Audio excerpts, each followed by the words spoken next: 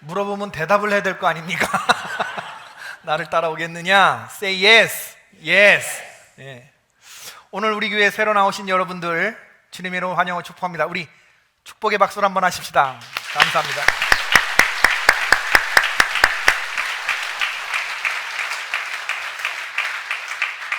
예수님 믿고 천국 함께 가십시다. 저 높은 곳 천국에 이 안에 있는 모든 분들 다 함께 가는 그런 은혜가, 그런 축복이 있기를 주의 이름으로 축복을 드립니다. 제가 몇 주 전에 택시를 탔습니다. 광화문에서 택시를 타서 일원동까지 오는데, 일원동으로 오는 길에 남산 터널을 지나오게 되잖아요. 택시기사분이 하시는 말씀이 이거 자기가 판 거래요. 자기가 여기 측량 기사로 참여를 했었대요. 그래서 제가 축혀드리려고 참 훌륭한 일 하셨다, 대단하시다, 참 땅굴 잘 판다 우리나라 사람들, 강남 순환도로에 관악산 터널 뚫은 거 봐라, 아무튼 땅굴 파는 대회 있으면 한국 사람들 1등 할 거다, 뭐 이랬더니 이분이 신나서 이런저런 이야기를 하시더라고요. 그러다가 어떻게 종교 영역까지 얘기가 진행이 됐는데, 이분이 자기는 무신론자라고 하시면서 우리 기독교에 대해서 아주 증오에 가까운 그런 마음을 보이시더라고요. 기독교인들은 싹 다 죽여야 된대요.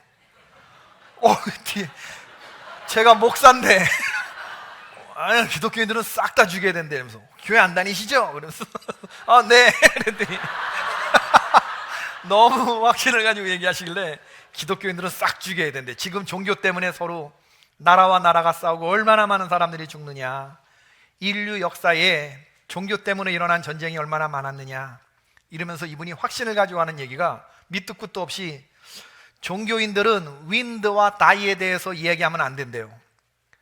바람과 죽음에 대해서 종교인들은 얘기하면 안 된다는 거예요. 그래서 자기 SNS의 필명이, 카톡 프로필에 자기 필명이 윈다이래요. 윈다이. 그래서 윈드와 다이, D가 두 개 겹치기 때문에 하나를 빼고 그냥 윈다이라고 하더라고요.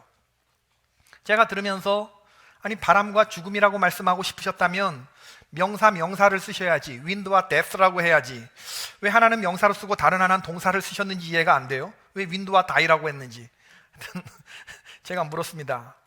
아니 선생님, 바람과 죽음이야말로 손에 잡히는 실체가 아니고, 이거야말로 바람과 죽음이야말로 종교의 영역인데 이걸 말하지 말라고 하면 그럼 무신론자인 선생님은 바람과 죽음에 대해서 뭐라고 말씀하실 겁니까?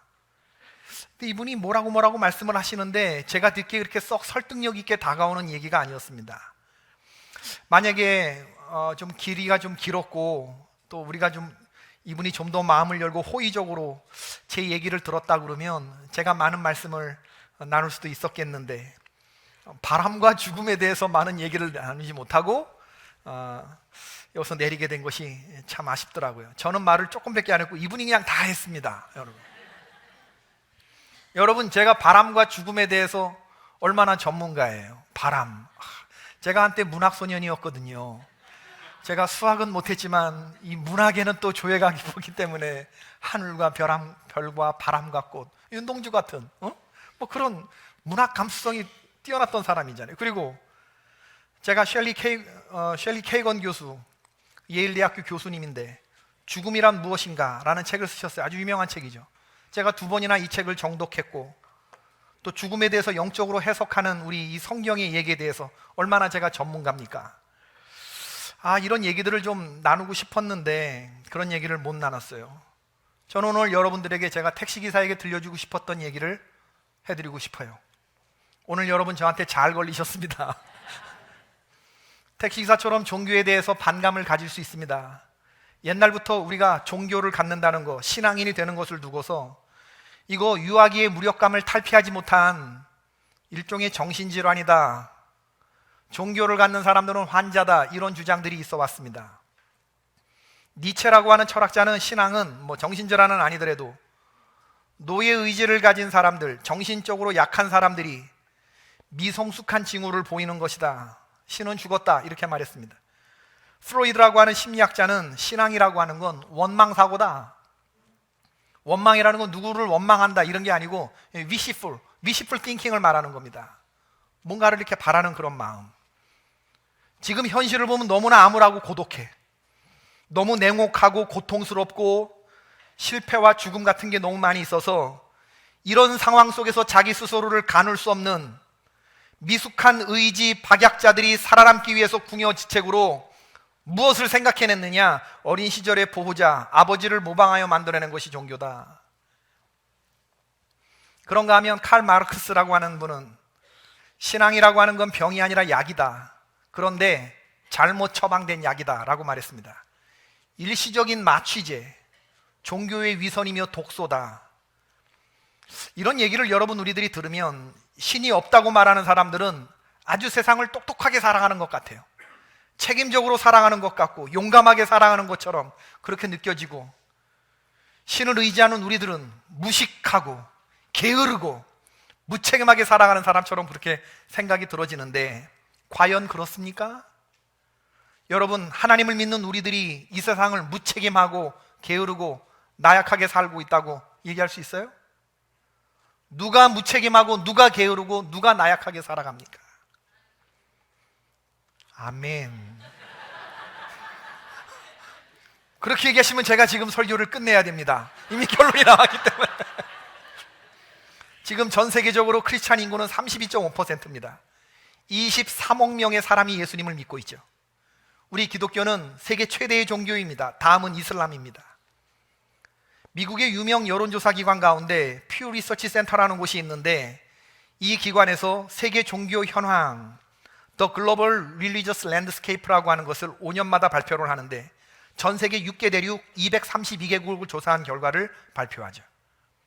이 발표에 의하면 지금 전 세계적으로 기독교뿐만 아니라 다른 종교를 가지고 있는 사람은 10명 중에 8명입니다. 성숙한 세계 시민이라면 종교에 대해서 호전적으로만 볼 것이 아니고 그 종교가 말하는 것에 귀를 기울여야 돼요. 소수는 다수의 의견에 귀를 기울일 필요가 있습니다. 그리고 우리 기독교는 초창기부터 중세 1000년 동안 세상을 지배했던 종교가 아닙니까?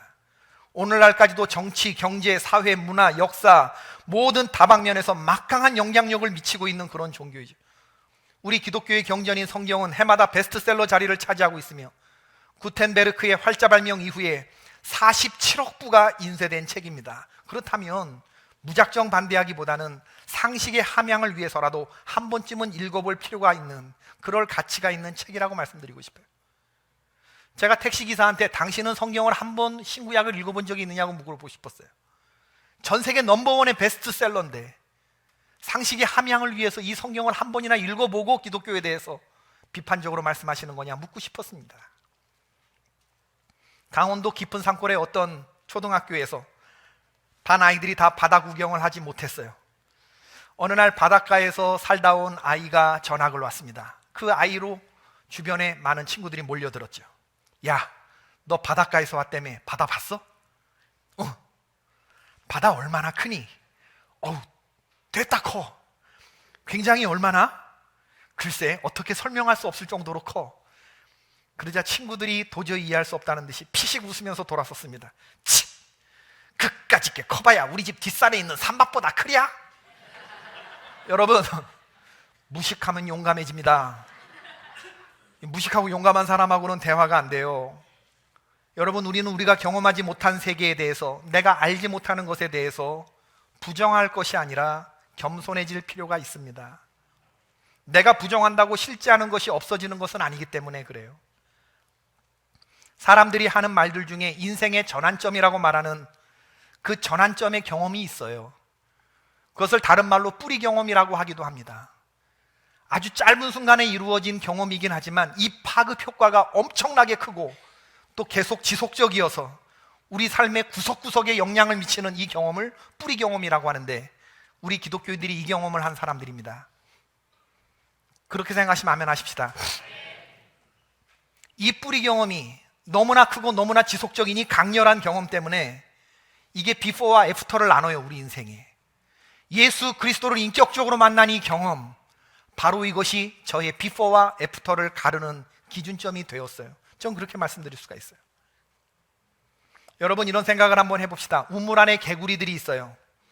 개구리들은 평생 우물 안에서 태어나고 여기서 놀고 여기서 죽어요. 근데 불행하게도 이 우물에 뚜껑이 덮여 있어서 이 밖의 세계와 일체의 교신이 허락되지 않습니다.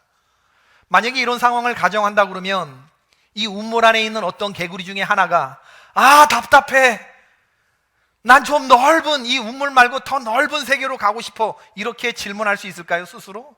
결코 없습니다.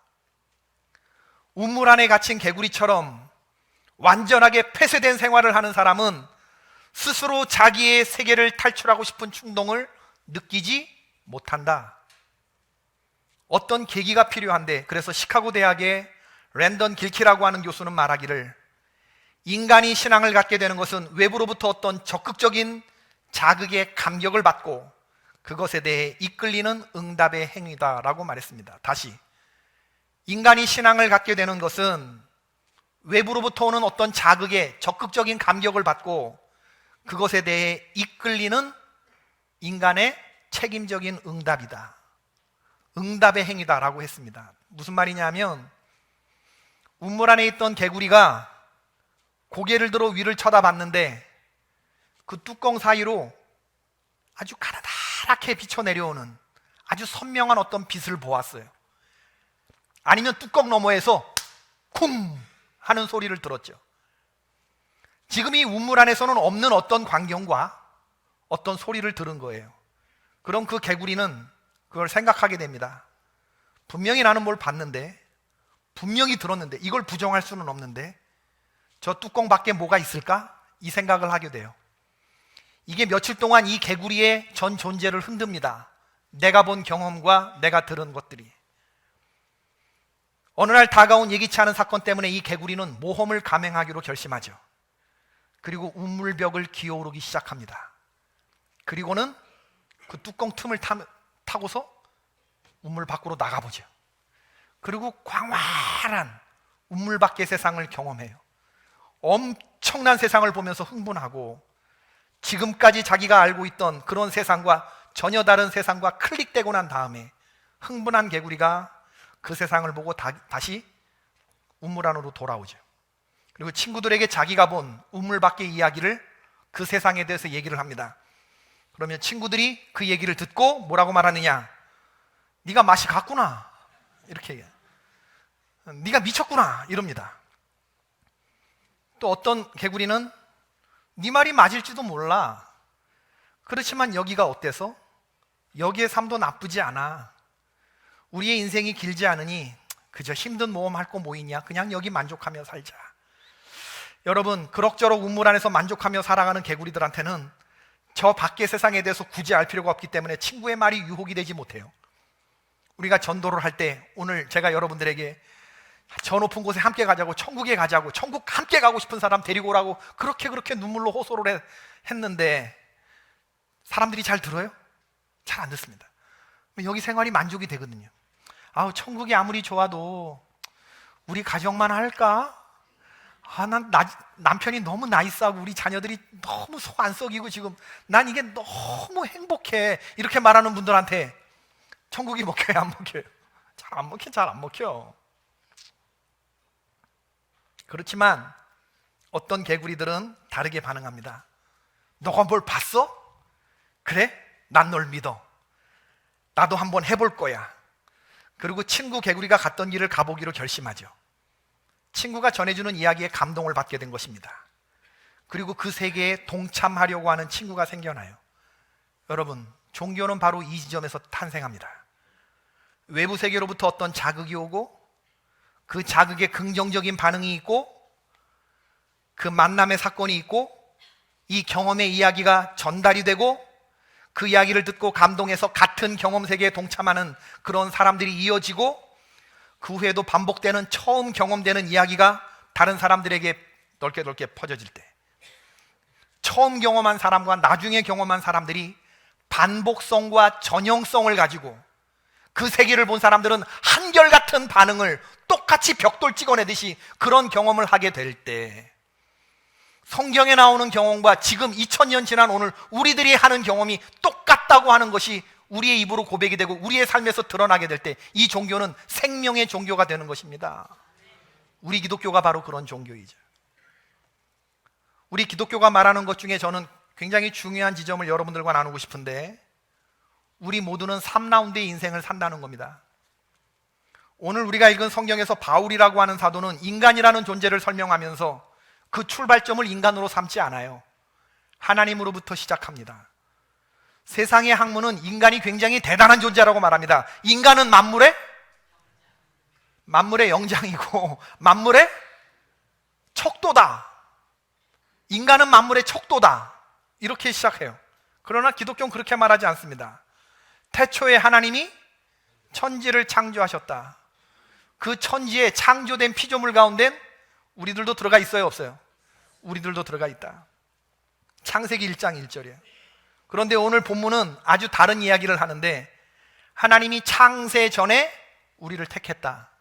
저와 여러분 하나님께 찍힌 분들인 줄로 믿습니다. 하나님이 우리들을 왜 선택했느냐? 하늘에 속한 신령한 복을 주시기 위해서, 거룩하고 흠이 없는 사람들로 하나님이 우리를 언제 부르셨다고요? 창세 전에. 그러면 하나님이 천지를 창조하실 때 사람을 처음 만들었어요? 나중에 만들었어요? 처음 만들었어요? 나중에 만들었어요? 나중에 만들었죠. 첫날 못 만들었어요? 이렇게 묻기 시작하면 이제 어려워집니다. 그죠? 천지 창조의 순서를 물어보면, 따라해 봅시다. 1빛 2궁, 1빛 2궁, 3육 식해, 4해 달별, 5조어 6동사. 1빛 2궁, 3육 식해, 4해 달별, 5조어 6동사. 첫째 날 1, 빛, 2, 궁창, 3, 육식해, 육지, 식물, 바다, 4, 해, 달, 별. 넷째 날 해와 달과 별. 다섯째 날 5, 조어, 조류와 어류. 6, 동물, 동사, 동물과 사람. 교회 학교 안 다니셨나 봐. 이렇게 외우는 겁니다. 1빛 2궁 3, 육식해, 4, 해, 달, 별, 5, 조어, 6동사. 그러나 여러분, 하나님의 마음속에 제일 먼저 있었던 게 뭐예요? 사람이 마음속에 있었다는 거예요. 천지 창조의 순서는 사람이 맨 마지막에 지어졌지만, 하나님은 사람이 살 수 있는 환경을 먼저 만들기 위해서 순서가 그런 거지, 제일 먼저 하나님의 생각 속에 있었던 것은 바로 여러분과 제가 있었다는 겁니다. 우리는 이 하나님의 사랑을 받고 신령한 복을 받기 위해서, 하늘에 속한 신령한 복을 누리기 위해서 이 땅에 하나님의 계획 속에 보내진 존재다. 이게 우리의 가치예요. 믿으시기를 주의 이름으로 축원합니다. 아무도 그냥 이 세상에 아버지가 술 한잔 먹고 태어난 사람 아무도 없다는 거예요. 여러분, 우리는 하나님의 사랑을 입고 태어난 값비싼 존재들인 줄로 믿으시기를 바랍니다. 그리고 우리는 이 땅에서 70년과 80년의 2라운드의 삶을 살죠. 모든 사람들은 하나님을 더듬어 알만한 것들을 가지고 이 땅에 태어납니다. 하나님이 사람을 지으셨을 때 생기를 불어넣으셨기 때문에 다른 피조물에게 없었던 공정이며, 모든 사람들의 마음속에 하나님을 더듬어 알만한 그런 공간을 두셨어요. 이건 우리가 세상보다 크다는 말과 세상보다 중요한 존재로 창조받았다는 얘기입니다. 그렇기 때문에 이 세상 모든 걸 가져도 사람들의 마음이 채워지지 않는 거예요. 세상보다 우리가 큰 존재이기 때문에 그렇습니다. 이런 믿음을 가지고 살아야 되는데, 이 세상 거에 있는 거 가지고 만족하며 살아가는 사람들은 다른 걸 믿고 살아요. 믿음 없이 살아가는 사람은 아무도 없습니다. 우리는 저마다 뭔가 믿는 것들을 붙잡고 살아가는데, 우리가 예수님과 하나님을 믿고 살아가는 것처럼 세상 사람도 무언가 믿음을 가지고 살아가는데, 그 믿음은 뭐냐 하면 믿는 구석이죠. 믿는 구석. 하나님을 믿지 않는 사람은 믿는 구석을 믿으며 살아가요. 그 믿는 구석이 그 사람의 신인 겁니다. 여러분, 사람들이 하나님을 대신해서 가장 강력하게 하나님 노릇을 대신할 수 있는 게 뭐냐면요, 그건 물질이에요. 예수님이 그렇게 말씀하셨어요. 물질과 하나님을 겸하여 섬길 수 없다. 그 말을 깊이 생각하면 이 땅에서 하나님을 대신할 만한 가장 강력한 대용물은 돈이다, 그 얘기거든요. 사람은 돈을 신으로 믿고 살죠. 돈이 사람들에서 거의 신과 같은 그런 영역. 그래서 이걸 갖기 위해선 사람은 무슨 짓이든 합니다. 하나님을 알지 못하는 사람들은. 어떤 사람들은 자기 자신을 믿어요. 하나님을 믿느니 내 주먹을 믿겠다, 이렇게 말하는 사람들 굉장히 많습니다. 하나님을 믿느니 내가 차라리 내 주먹을 믿는다. 어떤 사람은 권력을 믿죠. 또 어떤 사람은 능력 있는 부모를 믿거나 남편을 믿거나 자식을 믿습니다. 그러나 이 믿는 구석이 무너지는 날 하늘이 붕괴되는 그런 경험을 하게 되는 거죠. 이제 난 끝났구나, 이렇게 되는 겁니다. 돈을 믿었는데 사업 망하고 돈 떨어지고 빚쟁이 신세가 되었을 때 그 삶을 계속 이어갈 수 있는 이런 용기를 가진 사람들은 많지 않아요. 믿는 구석의 남편을, 자식을 믿었는데 그들이 어느 날 갑자기 예고도 없이 곁을 떠나는 일을 당하게 되면 인생의 의미를 느끼지 못하죠. 권력을 믿었는데 권력이 떠나갈 때 세상이 끝나는 경험을 하게 돼요. 그러나 여러분, 예수님을 믿는 사람은 다릅니다. 그들은 2라운드의 삶이 끝이 아니라는 걸 알아요. 3라운드의 삶이 기다리고 있다는 걸 알기 때문에 믿음으로 이 세상을 이기고 견딥니다. 히브리서 11장 36절에 보면 또 어떤 이들은 조롱과 채찍질 뿐 아니라 결박과 옥에 갇히는 시련도 받았으며 돌로 치는 것과 톱으로 켜는 것과 시험과 칼로 죽임을 당하고 양과 염소의 가죽을 입고 유리하여 궁핍과 환난과 학대를 받았으니 이런 사람은 세상이 능히 감당치 못한다 하였습니다. 이 세상을 살면서 조롱과 채찍질과 결박과 옥에 갇히는 시련을 겪으면서도 때로는 너 죽일 거야 라고 하는 죽음의 위협 앞에서도 이 땅에서, 그렇게 아름다운 이 땅에서 2라운드의 삶에서 난 죽으면 죽었지, 나는 내 믿음을 포기할 수 없다 라고 말하는 사람들이 히브리서 11장 36절에 조롱과 채찍질을 견디며 결박과 톱으로 켜는 것과 돌로 치는 것을 맞으며 그렇게 죽어갔어요. 그리고 이런 역사는 지금도 공산권과 이슬람 국가에서 위험한 지역에서 복음을 전하는 선교사님들이 바로 이런 사람들과 똑같은 전형성을 가지고 반복된 삶을 살아내고 있습니다. 무엇이 그들에게 이런 삶을 살게 했는가? 바로 그들이 경험한 예수 그리스도, 뿌리 경험 때문에 그런 것입니다. 이 세상에 있는 것보다 더 가치 있는 것을 위해서 자기의 사명을 발견했고 그 나라에 매여서 이 나라를 해석하는 믿음을 가지고 이런 식의 삶이 나오게 되는 거예요. 제가 아는 어떤 분은 젊은 날 자기가 가장 증오하는 사람들이 기독교인이었대요. 군대에 있으면서도 교회 가는 사람들이 미워서 자기가 엄청 많이 팼대요.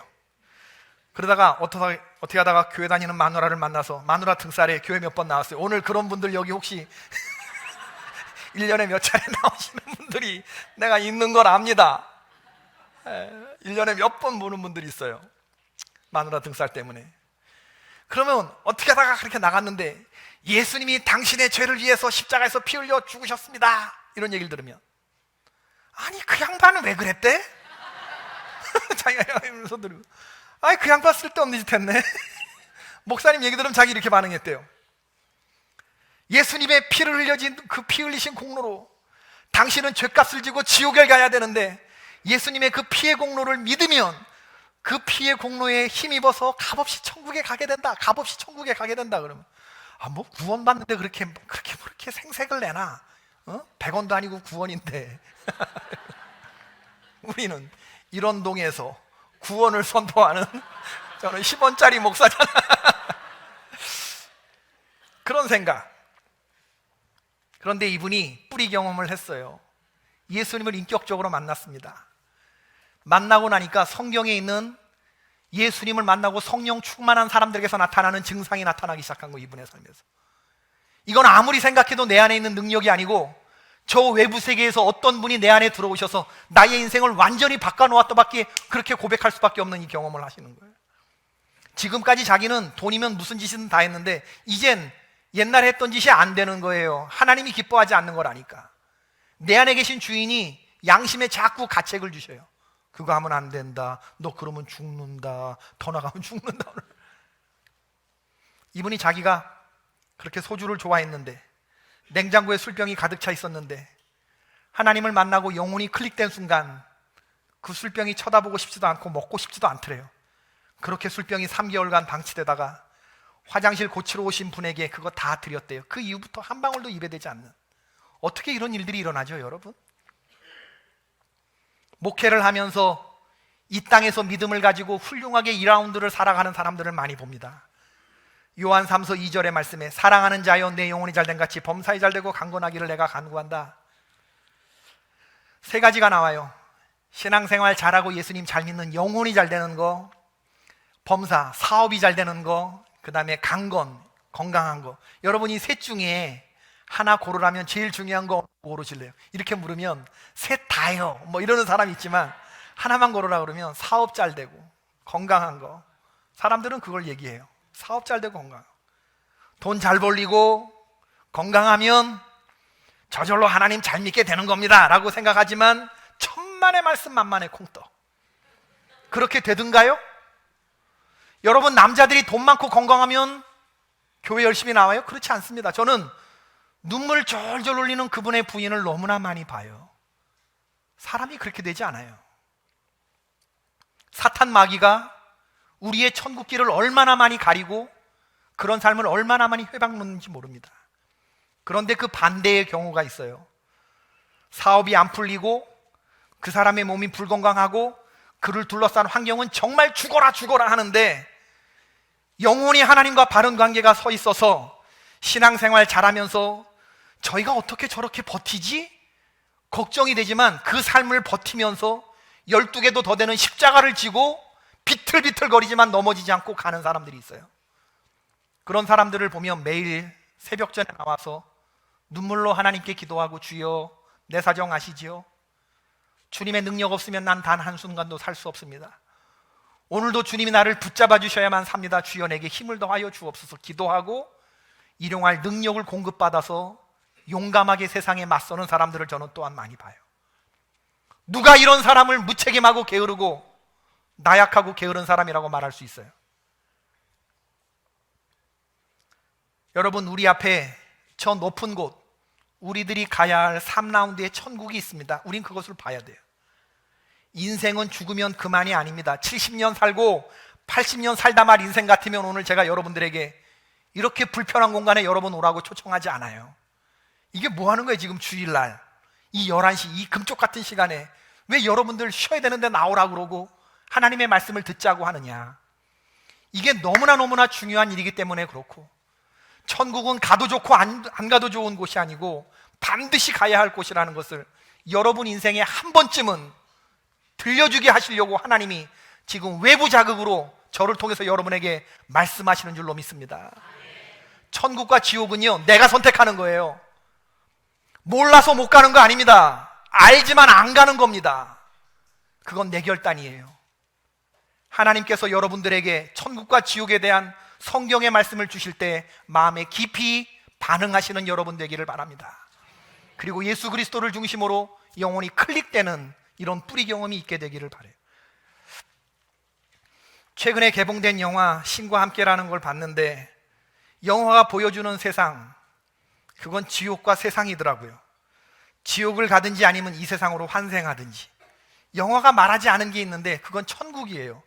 아마 그 영화 감독은 천국을 얘기하면 이게 종교 영화가 되니까 지옥 안 가고 그 다음으로 좋은 건 이 세상으로 환생하는 거라는데, 여러분, 이 세상이 좋은 사람한테나 환생이지 다시 이 세상으로 오라 그러면 똑같은 삶 사시겠어요? 그 신선하고 그 힘들고 그 눈물 나고 그 힘겨운 이 세상 돌아오는 게 축복입니까? 히브리서 9장 27절에 보면 환생이란 없는 겁니다. 한 번 죽는 건 사람에게 정해진 것이고 그 후에는 뭐가 있어요? 심판이 있다. 한 번 죽는 건 모든 사람에게 정해진 거고 그 후에는 우리는 하나님 앞에 서게 되어 있습니다. 그리고 그 3라운드의 삶에서 영원히 저 높은 곳에 지옥에 가게 될지 천국에 가게 될지는 지금 2라운드에서 내가 선택하고 결정하는 거예요. 그럼 천국은 어떤 곳이냐? 우리가 가야 할 요한계시록 21장 3절에 보니까 천국에는 없는 게 많아요. 천국에 뭐가 없느냐? 사망이 없고 애통하는 게 없고 곡하는 게 없고 처음 것들이 다 지나갔대요. 하나님이 친히 그들과 함께 계심에 모든 눈물을 그 눈에서 닦아주신대요. 여러분 인생 사시면서 고단하고 힘들고 어려운 거, 눈물 흘린 거, 그거 여러분 지으신 하나님이 그 눈물을 직접 닦아주신답니다. 할렐루야. 천국은 하나님이 당신의 존재로 우리를 보상해 주는 곳. 그 하나님이 얼마나 보고 싶어요? 그런가 하면 이사야 11장에 보면 천국은 이리와 어린 양이 함께 뒹굴고 표범과 어린 염소가 함께 뒹굴고 송아지와 어린 사자가 함께 뒹굴고 그리고 독사의 굴에 어린아이가 손 놓고 장난쳐도 독사가 물지 않아요. 세상은 위험해요. 살벌해요. 먹히고 먹어요. 사자와 어린 양이 함께 뒹굴 수가 없어요. 어린 양은 사자의 밥이지, 양육 강식의 세상이지. 그러나 하나님 세상에선 모든 위험이 다 사라지고 함께 뒹구는 맹독성과 공격성이 사라진 곳, 바로 그것이 하나님 나라인 줄로 믿습니다. 물이 바다를 덮음같이 여호와를 아는 지식, 그것이 세상에 충만한 천국. 요한계시록 7장 9절에 보면 이 일 후에 내가 보니 각 나라와 족속과 백성과 방언에서 아무도 능히 셀 수 없는 큰 무리들이 흰 옷을 입고 손에 종려나무를 들고 보좌 앞과 어린 양 앞에 서서 큰 소리로 외쳐 찬송하는데, 구원하심이 보좌에 앉으신 우리 하나님과 어린 양께 있도다. 천국은 어떤 곳이냐? 밤낮 없이 구원받은 백성들이 하나님을 찬양하게 되는 곳인 줄로 믿습니다. 제가 이렇게 얘기하면 지금 예배 1시간 드리고 찬송하는 것도 이렇게 지겨운데 밤낮 없이 찬양하는 곳이 천국이라니, 거길 가야 되나? 이렇게 생각하시는 분들이 혹시 있을 수도 있겠지만 회개하십시오. 여러분, 밤낮 없이 찬양하게 된다는 것은요, 찬송은 인간의 언어 표현을 넘어서는 표현이에요. 말로 형언할 수 없을 때 터져나오는 게 찬양인데, 보고 있어도 보고 싶고 듣고 있어도 듣고 싶은 그런 경험 해보신 적 있으세요? 그런 대상과 한번 사귀어 보신 적 있으세요? 어거스틴이라고 하는 4세기 교부가 이런 말을 했습니다. 천국은 끊임없이 앙망하게 되고 실증남이 없이 사랑하게 되고 지침 없이 찬양하게 되는 곳이다. 얼마나 밤낮 없이 기쁘고 얼마나 찬양하고 얼마나 그 마음이 충만하면 아침 저녁으로 그 찬양과 존귀와 감사와 영광과 날 구원하시고 날 사랑해 주시고 내 눈물을 닦아주신 그 실체이신 하나님, 그분을 향해서 내 마음이 어떻게 밤낮 없이 이렇게 기쁠 수 있죠? 이게 너무 감격스러워서 찬양이 터져 나오는 거예요. 이게 시켜서 하는 게 아니라 우리의 심령이 그렇게 된다는 거예요. 이거 여러분 믿어지셔야 되는데, 난 이게 어떤 건지 이해가 돼요. 하나님이 천국을 다 말씀해 주시진 않았지만 그곳이 어떤 곳인지 우리가 기도하고 묵상하면 짐작해 볼 수 있어요. 우리의 모든 것을 다 씻으시고 거룩하고 흠이 없는 존재로 되돌려 놓으신 하나님이 그런 우리를 천국으로 인도하기 위해서 전능자 당신의 아들 예수 그리스도를 이 땅에 내려 보내셨었어요. 하나님이 이 땅에 왔다 갔습니다. 바로 그것이 2000년 전 유대 땅 팔레스타인에 인간의 몸을 입고 오신 바로 우리가 믿는 우리의 주인 예수 그리스도시죠. 이분을 마음으로 믿으면 저와 여러분의 가정이 구원을 얻게 되는 줄로 믿습니다. 세상 사람들은 천국을 사모하는 것을 두고 현실 도피라고 말하고 염세주의자들이나 하는 짓이라고 말하지만 그렇지 않습니다. 위의 것을 찾고 완전하고 더 영원한 것을 더듬어 사모하는 태도가, 이게 긍정이지, 이게 전진이지, 이게 어떻게 도피고 염세일 수 있겠어요? 거꾸로 악하고 일시적이고 허무한 세상에 집착하는 바로 그런 사람들이 도피주의자 아닙니까? 끊임없이 인간의 영혼을 두드리시며 외부 세계에서 여러분의 영혼에 말씀하시는 하나님의 음성이 있는데, 이 나라에서부터 시작된 게 아니라 하나님 나라에서부터 들어지는 이런 영적인 음성들이 있는데, 여기에 귀를 막고 일시적인 그림자 뒤에 숨어서 영원한 것을 보지 않으려고 하는 자가 오히려 도피주의자가 아닙니까? 여러분 그런 생각 해보지 않으셨어요? 지금 내가 찾고 있는 이 행복이라고 하는 것이 아주 작은 것인데 여기에 내가 취해서 보다 더 엄청난 복을 놓치고 있는 것은 아닐까, 이런 생각들. 만족되세요 여러분? 지금 10년 전에 우리의 가슴을 뛰게 했던 그 행복이 지금도 유지가 되고 있습니까? 이 세상 만물을 가져도 아무것도 아니야. 어제 머리를 깎았어요. 머리를. 오늘 좋은 날이라 집 앞에 있는 미장원에 가가지고 머리를 깎는데 머리 깎으시는 그 미용사 그러더라고. 어떻게 이해하다. 자기가 19살 때 고등학교 졸업하고 공장 들어갔대요. 그러고 나서 인생 별거 없다 깨닫기까지 39년 걸렸대요. 39년. 인생 별거 없더라. 이분이 역삼동인가 청담동인가에서 자기 샵을 가지고 있던 분이라는데 머리 굉장히 잘 깎았습니까? 순식간에 깎는데 하여튼 그런데 그거 놓고 마음 편하자고 지금 남이 하는 그런 미장원에 와갖고 지금 아르바이트로 나오는데 인생 별거 없다는 거 깨닫는 것까지 39년 걸렸대요. 여러분 잠깐 한 10분 정도 이렇게 앉아있으면서 한 여인의 인생을 잠깐 툭툭 던지는 얘기를 들어보는데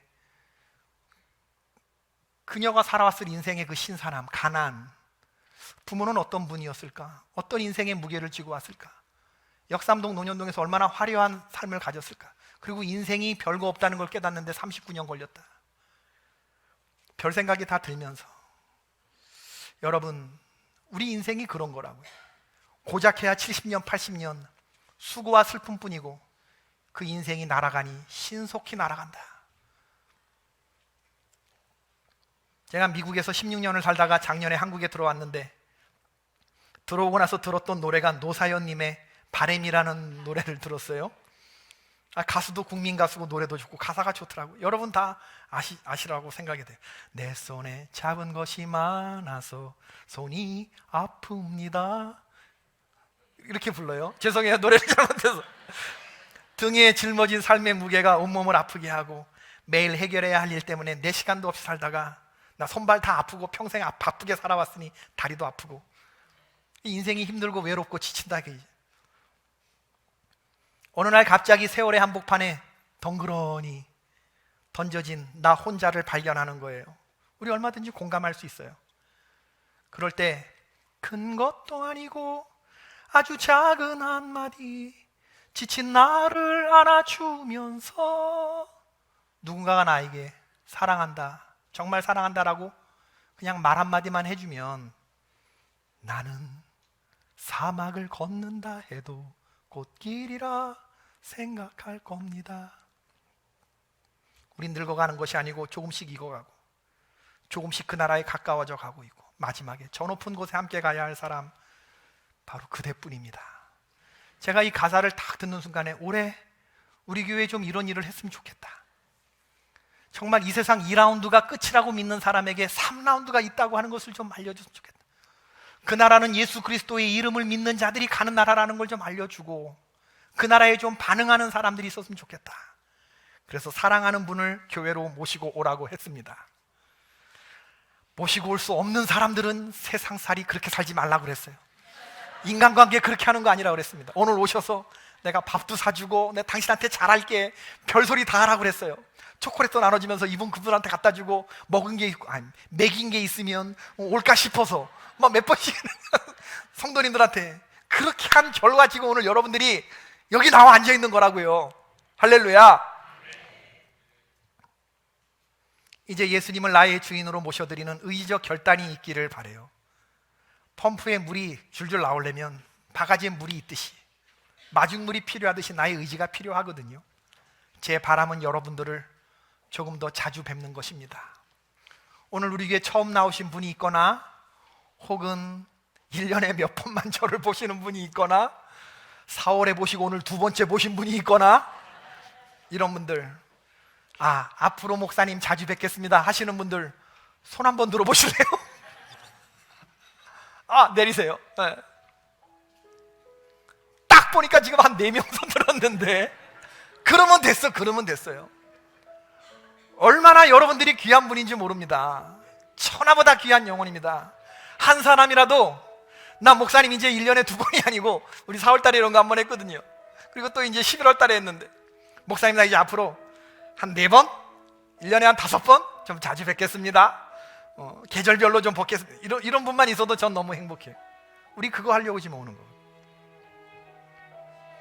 저는 여러분들이 주 안에서 변화된 삶을 살게 되기를 바라고 이 세상 어떤 역경과 시련이 와도 제가 그랬듯이 우리 많은 성도들이 그랬듯이 여러분들도 넉넉히 이기는 믿음의 사람들로 변화되기를 바라요. 여러분들의 나쁜 습관들이 끊어지고 그리고 새로운 사람으로 변화되는 놀라운 일들이 일어나기를 바라고 죽어도 영원히 죽지 않는 영생의 길을 가는 바로 축복의 길에 들어선 그런 사람들이 되기를 주의 이름으로 축원합니다. 우리 모두가 그 길에서 함께 동반자가 되기를 원하고 앞으로 제가 이런 프로그램 많이 할 테니까 그때마다 여러분 좀 오셔서 반응해 주시고 함께 식사하면서 2라운드의 삶을 든든하게 이겨나가는 그런 저와 여러분이 될 수 있기를 주의 이름으로 축원을 드립니다. 우리 하나님께 영광의 박수를 올려드리십시다. 아멘. 고마우신 하나님, 오늘 예배드리는 이 개포교회에 참석한 모든 성도들, 하나님 나라 천국에 다 같이 들어가는 주의 백성이 되기를 원합니다. 주님, 우리를 불쌍히 여겨주시고 긍휼히 여겨주시고 예수 그리스도 보혈의 공로에 의지하여 천국 가는 하나님 백성 되게 하여 주시옵소서. 오늘 우리들 하나님 건강 주시고 직장 주시고 소득 있게 하여 주신 것을 감사해서 하나님께 예물을 드렸습니다. 이 예물이 하나님의 뜻에 합당하게 쓰여지게 하여 주시고 어려운 이웃들과 소외된 사람들과 선교사님들에게 위로와 용기와 소망이 되게 하여 주옵소서. 하나님, 우리가 정함이 없는 재물에 마음 두는 것이 아니고 모든 것을 후히 주사 누리게 하시는 하나님께 소망을 두며 천국의 보화를 쌓는 삶을 살아가게 인도하여 주옵소서. 오늘 사랑하는 성도들의 초청을 받고 주님 전으로 발걸음을 향한 우리의 새가족 방문자들에게 하나님 함께하여 주시고 저들의 마음문을 활짝 열어주시어서 오늘 복음이 저들의 마음속에 심어지게 하여 주시고 영원한 나라 하나님 나라에 천국에 함께 가는 우리 모든 하나님 동반자들이 될 수 있도록 은혜를 더하여 주옵소서.